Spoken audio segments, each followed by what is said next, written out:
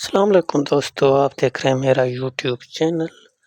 آئیے آج آپ کو بتاتے ہیں جانور پالنے کے کیا فائدے ہیں۔ تو آج ہم قرآن مجید کی سورہ نحل کے ایک آیت کا ترجمہ بتاتے ہیں آپ کو۔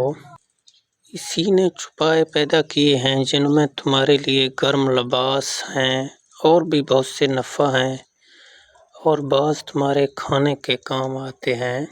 ایک اور جگہ فرمایا، اونٹ، گائے اور بکریاں بھی اسی نے پیدا کیے جن کے بالوں اور اون سے تم گرم کپڑے تیار کر کے گرمی حاصل کرتے ہو، اسی طرح ان سے دیگر منافع حاصل کرتے ہو، مثلا ان سے دودھ حاصل کرتے ہو، ان پر سواری کرتے ہو اور سامان لاتے ہو، ان کے ذریعے ہل چلاتے اور کھیتوں کو سیراب کرتے۔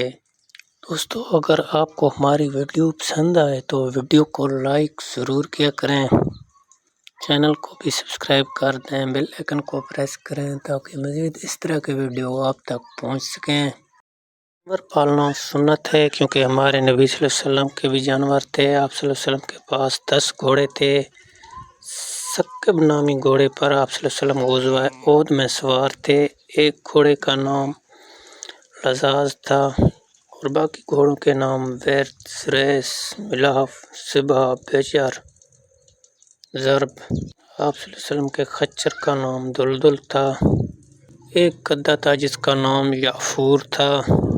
آپ صلی اللہ علیہ وسلم کی 2 اونٹنیاں تھیں، ایک کا نام قصوہ تھا اور دوسری اونٹنی کا نام فی الحال ذہن میں نہیں آ رہا۔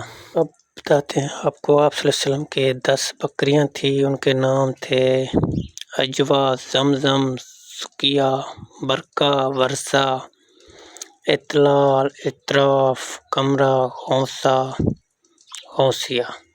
دوستو اجازت چاہتے ہیں، انشاءاللہ پھر ملیں گے خوبصورت ویڈیو کے ساتھ۔ اگر آپ کو ہماری ویڈیو پسند آئے تو ویڈیو کو شیئر، لائک، کمنٹ ضرور کریں۔ دعاؤں میں یاد رکھنا۔ خدا حافظ۔